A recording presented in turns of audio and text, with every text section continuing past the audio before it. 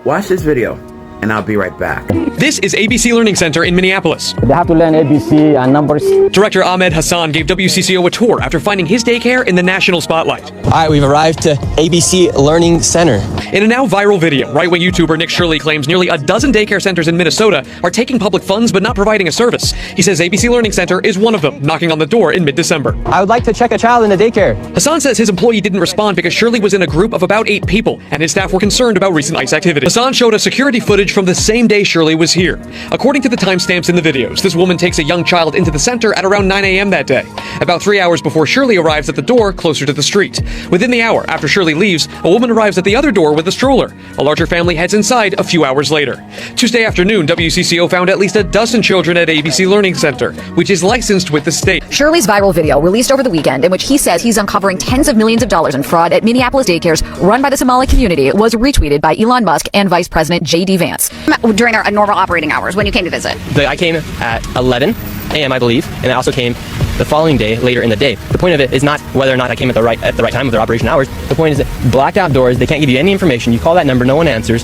I wasn't trying to go inside, and there should be a way for somebody to actually be able to call that number and somebody to be able to answer. These aren't real businesses. But surely you don't think a daycare should just be unlocked. You shouldn't be able to just walk into a There should be a daycare. reception. No, every daycare is locked. Their doors are locked. And so, okay, you bring up a fair point. Then why can't they actually give me information how to enroll a child? There is a reason why the doors are locked. Before my aunt passed away, she owned a daycare in Miami, and I used to go down there and help her out about 20 years ago. Every time I went down there, she would remind me, do not open the doors for anyone. If someone was knocking on the door, to make sure to call her. Now, for anyone that wanted to enroll their kids in her daycare, first you had to make an appointment. And on the appointment day, when you walk up, you need to have your ID out so that she can make a copy of it. This was for safety reasons. Now, that was 20 years ago.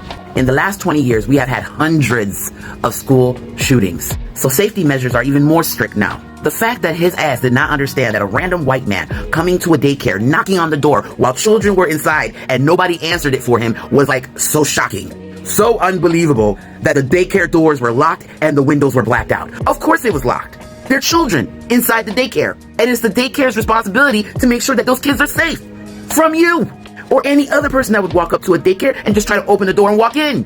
And now it's showing that the daycares that he accused were not committing fraud. I hope all those daycares that he put out there into the national limelight so that they were getting harassed and all that other shit, I hope they fucking sue the crap out of him for defamation.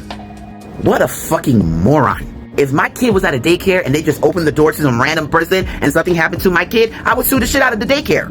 Anything for clicks and views. Doesn't matter whose life you're destroying. Anything for clicks and views. I hope they sue the crap out of that dude.